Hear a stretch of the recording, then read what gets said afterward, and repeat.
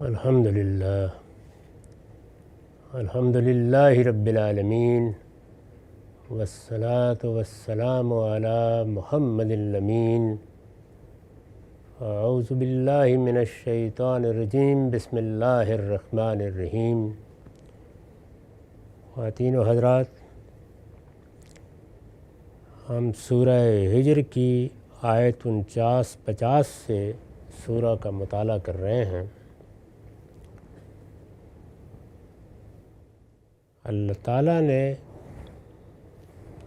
یہ بتایا کہ وہ لوگ جو ابلیس کی پیروی کریں گے ان کا انجام کیا ہوگا، اور جو اللہ کے بندے بن کر رہیں گے، بندگی کا حق ادا کریں گے، ان کے لیے اس پروردگار نے کیا نعمت مہیا کر رکھی ہے۔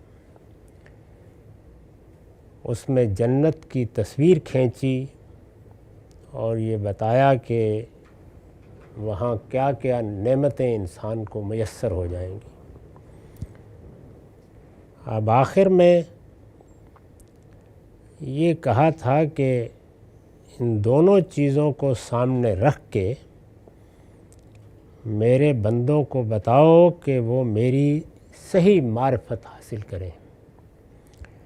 چنانچہ ارشاد ہوا تھا کہ نبی عبادی انی انا الغفور الرحیم، اے پیغمبر میرے بندوں کو بتاؤ کہ یہ میں ہوں کہ بڑا ہی بخشنے والا ہوں۔ یعنی بندوں کے ساتھ اگر میں سختی کا معاملہ کرتا تو جیسے کہ قرآن میں بیان ہوا ہے، کوئی متنفس بھی زمین پر باقی نہ رہتا، لیکن میں بڑا ہی بخشنے والا ہوں۔ اس لیے مجموعی حیثیت سے اپنے بندوں کے رویے کو دیکھتا ہوں۔ وہ اگر بڑے بڑے گناہوں سے بچنے کی کوشش کرتے ہیں تو ان کی سیئات کو معاف کر دیتا ہوں۔ وہ بڑے سے بڑا گناہ کر کے بھی فوراً تائب ہو جائیں تو میں نے اپنے اوپر لازم کر رکھا ہے کہ ان کی توبہ قبول کر لوں گا۔ اس لیے میں بڑا ہی بخشنے والا ہوں اور میری شفقت ابدی ہے۔ تاہم وہ لوگ جو ابلیس کی پیروی اختیار کر رہے ہیں، انہیں یہ معلوم ہونا چاہیے کہ اس کے ساتھ وَأَنَّ عَذَابِي هُوَ الْعَذَابُ الْأَلِيمُ، یہ بات بھی ذہن میں رکھیں کہ میرا عذاب ہی بڑا دردناک عذاب ہے۔ یعنی اگر میری بخشش ایسی وسیع ہے اور میں ہی ہوں کہ جو اس درجے میں وسعت کے ساتھ اپنے بندوں کے گناہوں سے درگزر کر لیتا ہوں، تو یہ بھی میں ہی ہوں جس کا عذاب بڑا دردناک عذاب ہے۔ دونوں چیزوں کو پیش نظر رکھ کر اللہ تعالیٰ کے ساتھ معاملہ کیا جائے گا تو یہ صحیح معاملہ ہوگا۔ لیکن کسی ایک چیز کو بھی اگر نظر انداز کر دیا گیا تو پھر نہ صحیح تصور قائم ہو سکے گا، نہ صحیح رویے وجود میں آ سکیں گے۔ اللہ تعالیٰ کی قہاری پیش نظر رہی تو اس کا شدید اندیشہ ہے کہ انسان کسی بڑے گناہ کا ارتکاب کرے اور اس کے بعد مایوس ہو جائے کہ میں نے اگر یہ سب کر لیا ہے اور وہ بڑا قہار ہے، میرے بچنے کا کوئی امکان نہیں ہے، اس لیے اب میں کیا کروں گا اپنے آپ کو بچا کر، اور مایوسی میں اپنی باغ ابلیس کے ہاتھ میں دے دے۔ یہی موقع ہے جس میں اللہ تعالیٰ نے فرمایا کہ تم لوگوں نے اگر بڑے سے بڑے گناہ کا ارتکاب بھی کر لیا ہے تو لا تقنطوا من رحمت اللہ، اللہ کی رحمت سے مایوس نہ ہو۔ اللہ کی قہاری کو پیش نظر رکھ کر اگر اس کی رحمت، اس کی بخشش، اس کی عنایت کو نظر انداز کر دیا جائے یا اس کا صحیح تصور قائم نہ رہے تو یہ قنوطیت اور مایوسی پیدا ہوتی ہے، اور شدید خطرہ لاحق ہو جاتا ہے کہ مایوسی میں انسان خودکشی کر بیٹھے گا۔ دوسری جانب اگر اللہ تعالیٰ کے بخشنے، اس کے رحمت فرمانے، اس کے گناہوں سے درگزرنے کے پہلو ہی کو پیش نظر رکھا جائے اور اس کی کفاری کی جانب توجہ نہ ہو، اس کے عدل کی جانب توجہ نہ ہو، تو شدید اندیشہ ہے کہ آدمی جری ہو جائے گا، وہ گناہ پر گناہ کیے چلا جائے گا، یہاں تک کہ ایک وقت میں ندامت بھی نہیں ہوگی۔ یہ چیز ہے جس کو سامنے رکھ کر یہاں دونوں پہلوؤں کو نمایاں کر دیا ہے۔ اے پیغمبر، میرے بندوں کو بتاؤ کہ یہ میں ہوں کہ بڑا ہی بخشنے والا ہوں، میری شفقت ابدی ہے، اور یہ بھی کہ میرا عذاب ہی بڑا دردناک عذاب ہے۔ وَنَبِّئْهُمْ عَنْ ضَيْفِ ابراہیم، پیچھے یاد ہوگا مخاطبین کا یہ مطالبہ نقل ہوا ہے کہ فرشتے ہمارے پاس کیوں نہیں آ جاتے؟ پیغمبر آ کے یہ بتا رہا ہے کہ میری طرف ایک فرشتہ نازل ہوتا ہے، وہ اللہ کا پیغام لے کے آتا ہے، وہ مجھ تک وحی پہنچاتا ہے۔ وہ فرشتہ جو آسمان سے ان کے پاس آتا ہے، وہ آخر براہ راست ہمارے پاس ہی کیوں نہیں آ جاتا؟ اس میں کیا معنی ہے؟ تو گویا فرشتوں کو دکھانے کا مطالبہ کیا جا رہا تھا، یہ پیچھے نقل ہوا ہے۔ اب اسی کو بنیاد بنا کر یہ بتایا جا رہا ہے کہ یہ مطالبہ تم کر رہے ہو تو کیا یہ جانتے ہو کہ فرشتے کب آیا کرتے ہیں؟ وہاں اس کا اجمالی جواب دیا تھا، یعنی وہاں یہ کہا تھا کہ فرشتے تو پھر فیصلہ لے کے آتے ہیں۔ اگر فرشتوں کو دیکھنے ہی کا شوق ہے تو یہ یاد رکھو کہ وہ آئیں گے تو تمہارے لیے مہلت باقی نہیں رہے گی۔ یہاں اسی کو ایک واقعے سے، ایک تاریخی واقعے سے سمجھایا ہے۔ یہ فرشتوں کو دکھانے کا مطالبہ کرتے ہیں، انہیں یہ حقیقت سمجھانے کے لیے ابراہیم کے مہمانوں کا قصہ سناؤ۔ یعنی یہ مطالبہ ان کی طرف سے بار بار آتا ہے، اس سورہ میں بھی پیچھے آیا ہے۔ ان کو اب اس حقیقت کو بھی سمجھنا چاہیے۔ یہ حقیقت سمجھانے کے لیے اس پر میں نے لکھا ہے، یعنی یہ حقیقت کہ میں بڑا مہربان ہوں لیکن اس کے ساتھ بڑا ہی منتقم اور قہار بھی ہوں۔ اس لیے یہ مطالبہ کر رہے ہو تو اس بات پر بھی غور کر لو کہ اگر فرشتے آئے تو وہ تمہارے لیے کوئی بشارت لے کر آئیں گے یا صاعقہ عذاب بن کر تمہاری بستیوں پر ٹوٹ پڑیں گے۔ فرشتے بشارت بھی لے کے آتے ہیں، لیکن کن کے پاس لے کے آتے ہیں؟ کیا منکرین کے پاس؟ کیا اس طرح ان کا مطالبہ کرنے والوں کے پاس؟ کیا پیغمبروں کا انکار کر دینے والوں کے پاس؟ کیا ان کو استہزاء کا نشانہ بنانے والوں کے پاس؟ فرشتے ابراہیم جیسی ہستیوں کے پاس بشارت لے کے آتے ہیں۔ تمہاری طرح کے منکرین کے لیے وہ صاعقہ عذاب بن کر آتے ہیں۔ یہ حقیقت سمجھانے کے لیے اب وہ واقعہ بیان کیا جا رہا ہے۔ یہ فرشتوں کو دکھانے کا مطالبہ کرتے ہیں، انہیں یہ حقیقت سمجھانے کے لیے ابراہیم کے مہمانوں کا قصہ سناؤ۔ اذ دخلوا علیہ فقالوا سلاما، جب وہ اس کے پاس آئے تو انہوں نے کہا تم پر سلام ہو۔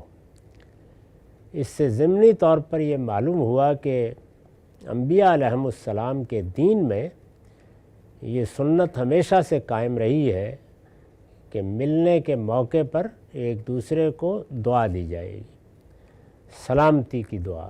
سلامتی کی یہ دعا ہے جس کو ہمارے ہاں ایک شعار کی حیثیت حاصل ہے۔ ہم مسلمان جب ایک دوسرے سے ملتے ہیں تو یہ سنت قائم کی گئی ہے کہ ہم السلام علیکم کہتے ہیں۔ اس سے آگے بڑھ کر اللہ کی رحمت کی دعا بھی کریں، اس کی برکتوں کی دعا بھی کریں تو اور بھی اچھا ہے، لیکن کم سے کم سلامتی کی دعا اسی سے میل ملاقات ہونی چاہیے۔ ابراہیم علیہ السلام کے پاس فرشتے آئے تو انہوں نے بھی اسی سنت پر عمل کیا اور یہ کہا کہ آپ پر سلامتی ہو۔ جب وہ اس کے پاس آئے تو انہوں نے کہا فقالوا سلاما، تم پر سلام ہو۔ قال ان منکم وجلون، ابراہیم نے ان کے اس رویے میں کچھ اجنبیت دیکھی تو کہا ہمیں تم لوگوں سے اندیشہ محسوس ہو رہا ہے. یعنی اجنبی لوگ ہیں، قبائلی زندگی ہے. اگر ابراہیم علیہ السلام کی تاریخ کے بارے میں جو معلومات ہمیں حاصل ہیں وہ پیش نظر رہیں تو معلوم ہوتا ہے کہ انہوں نے ایک طرح سے جنگل ہی میں ڈیرا ڈال رکھا تھا.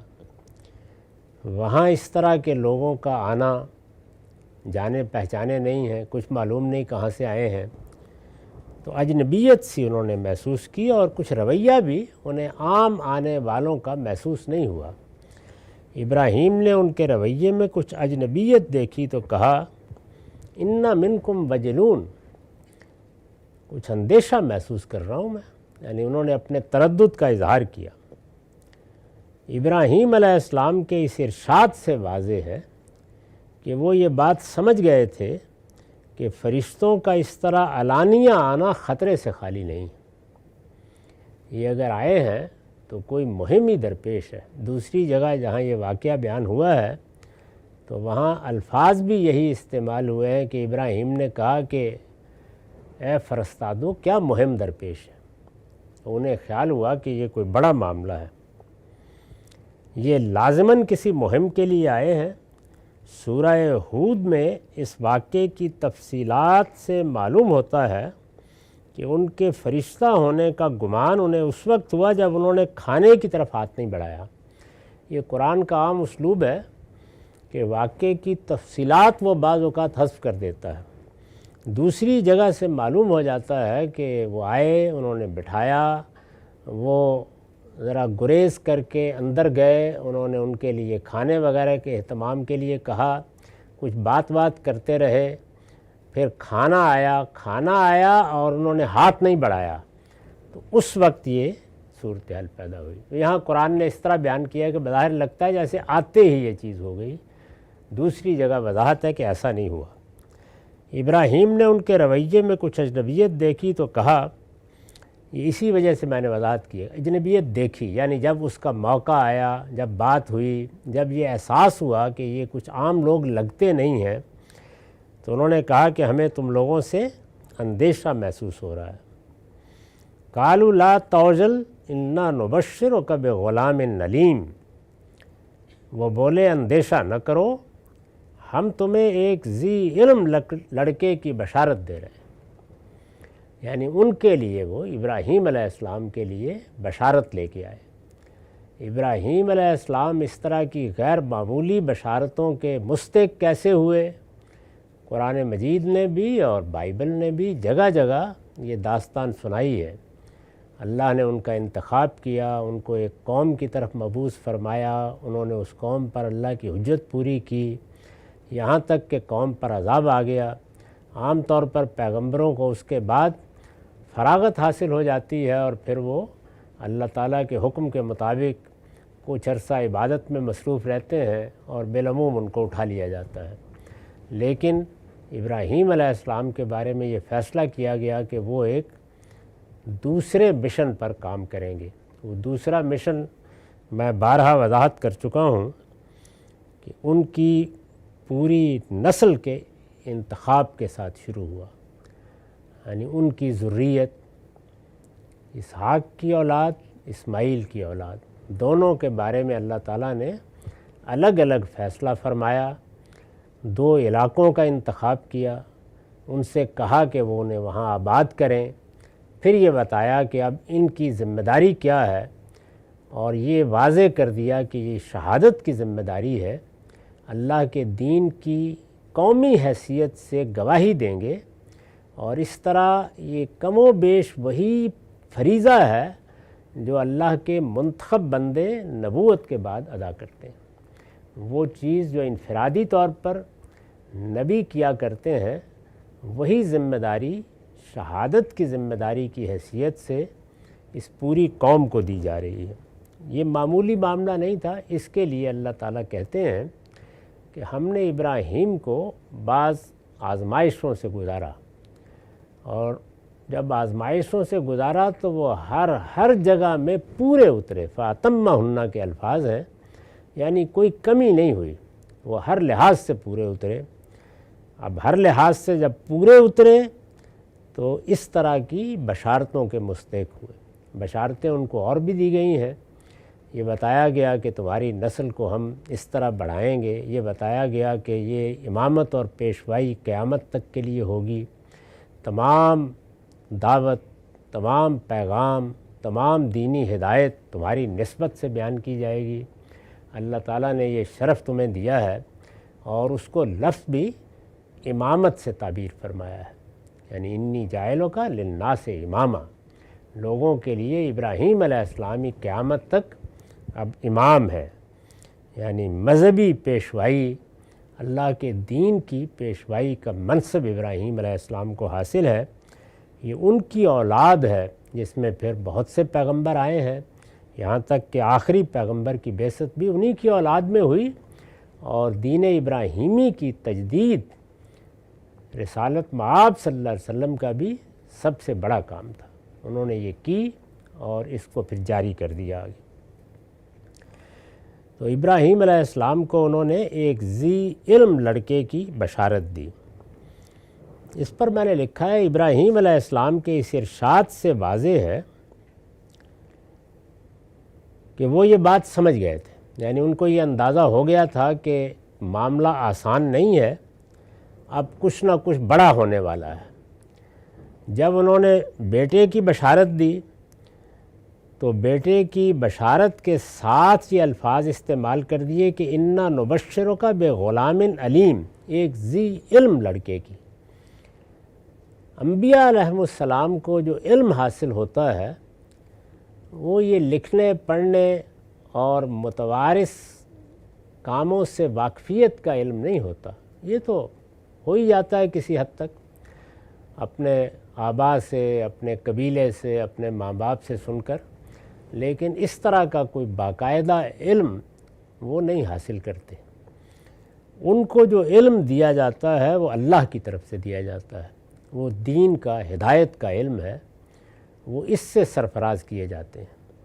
تو یہاں یہ علیم کا لفظ اسی علم کے لحاظ سے استعمال ہوا ہے. چنانچہ میں نے لکھا ہے کہ یہ اس بات کی طرف لطیف اشارہ تھا کہ جس لڑکے کی بشارت دی جا رہی ہے وہ لڑکا علم نبوت سے بھی سرفراز ہوگا. یعنی اس کو وہ علم دیا جائے گا جو اللہ اپنے پیغمبروں کو دیتا رہا ہے. جب انہوں نے یہ بشارت دی کہ انا نبشرک بغلام علیم، ہم تمہیں ایک ذی علم لڑکے کی بشارت دے رہے ہیں، قالا بشرتمونی علی ان مسنی الکبر فبما تبشرون، ابراہیم نے کہا کیا تم مجھے بشارت دے رہے ہو جب کہ مجھ پر بڑھاپا آ چکا ہے، سو اب کس چیز کی بشارت دیتے ہو. یعنی انہیں تعجب ہوا کہ میں بھی بوڑھا، جیسے کہ دوسری جگہ ان کی اہلیہ نے بھی یہ کہا کہ ان بالی شیخہ، میں بھی بوڑھی بانجھ ہو چکی، میرا شوہر بھی، ہم تو اب عمر کے آخری حصے کو پہنچ رہے ہیں. تو اس میں یہ بشارت کیسی بشارت ہے، یعنی کیسے ممکن ہوگا. یہ معلوم ہے کہ اس سے پہلے اسماعیل کی پیدائش ہو چکی تھی. اسماعیل جب بڑی عمر کو پہنچے، یعنی اس قابل ہوئے کہ شعور کے ساتھ فیصلے کر سکیں، تو وہ واقعہ پیش آیا جو انسانی تاریخ کا بڑا غیر معمولی واقعہ ہے. اس میں ابراہیم نے بھی اور ان کے بیٹے اسماعیل نے بھی اللہ تعالیٰ کی رضا کے سامنے سر جھکا دیا. اس بڑے واقعے کے بعد یہ واضح ہو گیا تھا کہ اللہ تعالیٰ کا اصلی مطلوب کیا تھا. چنانچہ اسماعیل کو پھر بیت اللہ کی تولیت کے لیے خاص کر دیا گیا. وہ سرزمین عرب میں آباد ہو گئے اور حرم ان کے سپرد ہوا. یہ ہو چکا تھا سب. یہ سب کچھ جب ہو چکا تو پھر اللہ تعالیٰ نے یہ بشارت دی ہے. اس وقت تک ابراہیم اور ان کی اہلیہ دونوں بہت بوڑھے ہو چکے تھے. تو فرمایا کہ کس چیز کی بشارت دیتے ہو. اس پر میں نے لکھا ہے کہ ابراہیم علیہ السلام نے یہ نہایت خوبصورت پیرائے میں اس بات کی تصدیق چاہی ہے کہ تم جو بشارت مجھے دے رہے ہو کیا یہ فی الواقع اسی پروردگار کی طرف سے ہے جو بڑھاپے میں بھی اولاد دے سکتا ہے؟ یعنی انہیں ایک مسرت ہوئی ہے، ان کے لیے یہ بڑی بشارت تھی۔ ایک بیٹے کو وہ اللہ کی نظر کر چکے تھے، اس کے پاس بھی نہیں رہ رہے تھے، اب اگر ایک بیٹے کی بشارت اور ہو رہی ہے تو یہ بڑی بات تھی۔ لیکن انہوں نے یہ پوچھنے کے بجائے، براہ راست پوچھنے کے بجائے یہ اسلوب اختیار کیا اور ایک اچھے خوبصورت پیرائے میں گویا اپنے استجاب کا اظہار کیا، لیکن حقیقت میں یہ چاہا کہ معلوم ہو جائے کیا واقعی اللہ کی طرف سے بشارت مل گئی ہے۔ تو اللہ کے لیے تو پھر کچھ بھی بعید نہیں ہے، وہ بوڑھوں کو اولاد دے دے، وہ بن باپ کے کسی کو پیدا کر دے۔ تو اب کس چیز کی بشارت دیتے ہو؟ قالوا بشرنک بالحق فلا تکن من القانتین۔ انہوں نے جواب دیا، فرشتوں نے جواب دیا، ہم نے تمہیں برحق بشارت دی ہے، اس لیے مایوس نہ ہو۔ جیسے ہی انہوں نے کہا کہ مایوس نہ ہو اور برحق بشارت دی ہے تو واضح ہو گیا کہ فرشتے ہیں، اللہ کی طرف سے آئے ہیں، یہ بشارت بھی اس پروردگار کی طرف سے ہے جو ہر چیز پر قدرت رکھتا ہے۔ تو فوراً ابراہیم نے جواب دیا، قال ومن یقنط من رحمت ربہ الا الضالون۔ ابراہیم نے کہا اپنے پروردگار کی رحمت سے گمراہوں کے سوا کون مایوس ہو سکتا ہے؟ یعنی میں اپنے پروردگار سے مایوس نہیں تھا، تم نے ایک بات کی، میں نے پوچھ لیا، اگر فی الواقع میرے پروردگار کا یہی فیصلہ ہے اور یہ بشارت بالحق ہے تو پھر میں اس سے کیسے مایوس ہو سکتا ہوں؟ وہ تو امید ہی امید ہے، رحمت ہی رحمت ہے۔ قال فما خطبکم ایھا المرسلون۔ لیکن ابراہیم کا اطمینان نہیں ہوا، انہوں نے کہا اچھی بات ہے بشارت ہو گئی، لیکن بشارت دینے کے لیے اس طرح فرشتے علانیہ کیوں آئے؟ بشارت تو وحی کے ذریعے سے بھی دی جا سکتی تھی، پیغمبروں کو بشارتیں دی جاتی رہی ہیں۔ ان کا اطمینان نہیں ہوا کہ بات اتنی تھی، خوش ہوئے، اللہ کا شکر ادا کیا، لیکن اس پہ اطمینان نہیں ہوا کہ یہ کوئی اور بات ہے جو ابھی مجھے بتائی نہیں گئی۔ تو انہوں نے کہا کہ فما خطبکم ایھا المرسلون، اے فرستادو پھر اب تمہاری مہم کیا ہے؟ یعنی یہ بتاؤ کہ اس طرح علانیہ آنے کا باعث کیا بنا ہے؟ کیا اتنی سی بات ہی ہے کہ مجھے یہ بشارت دینی تھی؟ یہ سمجھ میں نہیں آ رہا۔ اس کو میں نے واضح کیا ہے حاشیے میں کہ یہ سوال بتا رہا ہے کہ ابراہیم علیہ السلام کے دل کی کھٹک دور نہیں ہوئی، اور اپنے لیے بشارت کے باوجود انہیں اندیشہ رہا کہ فرشتوں کی یہ پوری جماعت ضرور کسی دوسرے مقصد سے آئی ہے۔ یعنی انہیں اطمینان نہیں ہوا کہ اتنی ہی بات تھی کہ مجھے ایک لڑکے کی بشارت دینی تھی۔ اس سے پہلے معلوم ہے کہ قربانی کا ایک بڑا واقعہ پیش آیا تو اس میں بھی ایک رویا دکھا دیا گیا تھا۔ اب فرشتے آئے ہیں تو یہ بات اتنی نہیں ہو سکتی، کھٹک رہی ان کے دل میں۔ پوچھ لیا انہوں نے کہ یہ بتاؤ کہ مہم کیا ہے، اور اس کی ایک وجہ بھی تھی، چنانچہ میں نے اس کی طرف بھی اشارہ کیا ہے۔ اپنے لیے بشارت کے باوجود انہیں اندیشہ رہا کہ فرشتوں کی یہ پوری جماعت ضرور کسی دوسرے مقصد سے آئی ہے۔ وہ قوم لوط کے حالات سے واقف تھے، جہاں قوم لوط کی بستی تھی جس کے سدوم یا عمورہ کہتے ہیں، اس کے قریبی تھے، اور لوط علیہ السلام ان کے بھتیجے ہیں، اور انہی کی سرپرستی میں وہ اس بستی میں نبوت کر رہے تھے۔ وہ قوم لوط کے حالات سے واقف تھے، اس لیے ممکن ہے کہ انہی کے بارے میں خیال کر رہے ہوں کہ یہ بجلی کہیں اسی خرمن فساد پر تو گرنے والی نہیں۔ اندیشہ انہیں ہوا۔ قرآن نے دوسری جگہ داد دی ہے کہ ابراہیم اواہم منیب تھے، بڑے ہی دردمند دل رکھنے والے تھے۔ ان کو اندیشہ ہوا ہوگا کہ قوم کے حالات تو میں جانتا ہوں وہ کیا کر رہے ہیں، تو ایسا تو نہیں کہ اللہ تعالیٰ کی طرف سے آخری فیصلہ آ گیا ہے، یہ فیصلہ اس سے پہلے ان کی اپنی قوم کے بارے میں ہو چکا تھا اور وہ اس کی تاریخ سے بھی واقف تھے۔ تو اس لیے انہوں نے یہ سوال کیا کہ فما خطبکم ایھا المرسلون، اے فرستادو پھر اب تمہاری مہم ہے کیا؟ قالوا انا ارسلنا الی قوم مجرمین، ان کا اندیشہ بالکل درست ثابت ہوا۔ انہوں نے جواب دیا، یعنی فرشتوں نے جواب دیا، ہم ایک مجرم قوم کی طرف بھیجے گئے۔ یعنی اصل مہم یہی ہے، یہ تو راستے میں رک کر آپ کو ہم نے بشارت دے دی، اصلاً ہم ایک مجرم قوم کی طرف بھیجے گئے ہیں۔ یہ جیسے ہی انہوں نے جملہ بولا تو قوم تو ساری کی ساری تھی، اور بظاہر یہ معلوم ہوتا ہے کہ لوط علیہ السلام کی شادی ان میں ہوئی تھی اور وہ بھی ظاہر ہے کہ اسی قوم کا حصہ تھے۔ تو فوراً انہوں نے وضاحت کی الا آل لوط، صرف لوط کے لوگ مستثنیٰ ہیں، یعنی ہم مجرم قوم کی طرف بھیجے گئے ہیں۔ مجرم قوموں کی طرف جب ہم آتے ہیں تو کیا ہوتا ہے وہ آپ جانتے ہیں، لیکن اطمینان رکھیے لوط اور لوط کے لوگ اس سے مستثنیٰ ہیں، یعنی ان کے لیے ہم کوئی عذاب لے کر نہیں آئے، بلکہ مزید وضاحت کی انا لمنجوہم اجمعین، ان سب کو ہم لازماً بچا لیں گے۔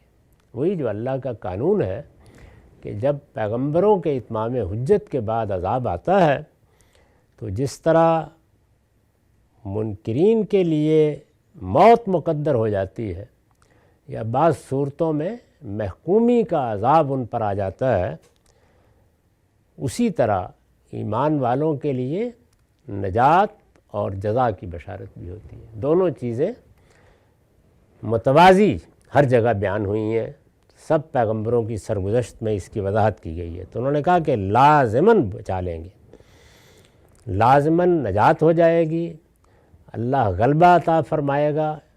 جہاں جہاں ان چیزوں کا ذکر آتا ہے یہاں بھی دیکھیے کہ انا لمنجوہم، عربی زبان میں جو الفاظ استعمال کیے ہیں لازماً، ہو نہیں سکتا کہ وہ کسی گرفت میں آ جائے۔ بالکل اسی طرح سے جب یہ بیان کیا ہے کہ اللہ اور اس کے رسولوں کے لیے غلبہ لازمی ہے تو وہاں پر بھی یہی اسلوب ہے، لأغلبن انا ورسلی، طے ہے، یہ فیصلہ ہو چکا ہے، اس میں کوئی دائیں بائیں کی چیز نہیں ہو سکتی کہ ہم لازماً غلبہ عطا کریں گے۔ تو انہوں نے کہا کہ لازماً بچا لیں گے، لیکن الامرأتہ، اس کی بیوی کے سوا، یعنی اس کے اہل و عیال میں جو لوگ ہیں یا اس کے ساتھیوں میں جو لوگ ہیں جو اس پر ایمان لا چکے ہیں، 2 4 10 لوگ ہی تھے، ان کو ہم لازماً بچا لیں گے، لیکن یہ کسی تعلق کی بنیاد پر نہیں ہے فیصلہ، یہ فیصلہ اسی میرٹ کی بنیاد پر ہے جو اللہ نے اپنی دینونت اور جزا و سزا کے لیے مقرر کر رکھا ہے، اس لیے بیوی نہیں بچے گی۔ قدرنا انہا لمن الغابرین، ہم نے ٹھہرا لیا ہے کہ وہ انہی میں ہوگی جو پیچھے رہ جائیں گے۔ تو بتا دیا گیا کہ پوری یہ اسکیم یہ ہے، یہ سب اب ہونے والا ہے۔ اس پر میں نے لکھا ہے یہ صراحت اس لیے ضروری تھی کہ حضرت ابراہیم کم سے کم لوط اور ان کے پیرووں کے بارے میں مطمئن ہو جائیں کہ وہ اس عذاب کی زد میں نہیں آئیں گے۔ لوط علیہ السلام کے بارے میں معلوم ہے کہ وہ حضرت ابراہیم کے بھتیجے تھے، ان کی قوم اس علاقے میں رہتی تھی جو شام کے جنوب میں عراق و فلسطین کے درمیان واقع ہے اور آج کل شرق اردن کہلاتا ہے۔ یہ علاقہ تھا جس میں یہ آباد تھے۔ بائبل میں ان کے سب سے بڑے شہر کا نام سدوم بتایا گیا ہے۔ لوط علیہ السلام کا تعلق اس قوم کے ساتھ وہی تھا جو حضرت موسیٰ کا قوم فرعون کے ساتھ تھا، وہاں وہ پلے بڑے تھے، اس گھر میں رہے تھے۔ ان کی بیوی کا ذکر یہاں اور بعض دوسرے مقامات پر بھی جس اسلوب میں ہوا ہے اس سے اشارہ نکلتا ہے کہ ان کی شادی اسی قوم کے اندر ہوئی تھی اور اس لحاظ سے وہ انہی کے ایک فرد بن چکے تھے۔ یعنی یہ تاریخ ہے جس میں ابراہیم علیہ السلام قریب میں ایک جگہ آباد تھے، یہ ان کے بھتیجے اس قوم کی طرف مبعوث ہوئے، اس لیے کہ ان کا بیاہ وہاں ہو چکا تھا اور بیوی کے ساتھ یا اس قوم کے ساتھ رہنے کی وجہ سے گویا ایک ہی قوم بن چکے تھے۔ یہی صورتحال اسماعیل علیہ السلام کی تھی، ان کا بھی بیاہ ہو گیا اور اس قوم میں ہوا جو پہلے سے حرم کے نواح میں آباد تھی، بنی جرہم، ان میں جب ان کی شادی ہو گئی تو گویا وہ بھی انہی کی قوم بن گئی، اس لیے کہ رشتے سحری بھی ہوتے ہیں، نسبی بھی ہوتے ہیں اور رضائی بھی ہوتے ہیں۔ تو یہ بتا دیا گیا کہ اطمینان رکھو، یہ ہمارا قانون ہے، اس کا نفاذ ہونے جا رہا ہے۔ سورہ کے مخاطبین رسالت مآب صلی اللہ علیہ وسلم کی قوم کے لوگ ہیں، اب یہ گویا ان کے سامنے آئینہ رکھا جا رہا ہے کہ تم فرشتوں کا مطالبہ کرتے ہو کہ وہ دکھائیں، تو فرشتے جب آئیں گے تو یہ کام کریں گے، اس کے بارے میں متنبہ ہو جاؤ۔ اقول قولی ھذا واستغفر اللہ لی ولکم ولسائر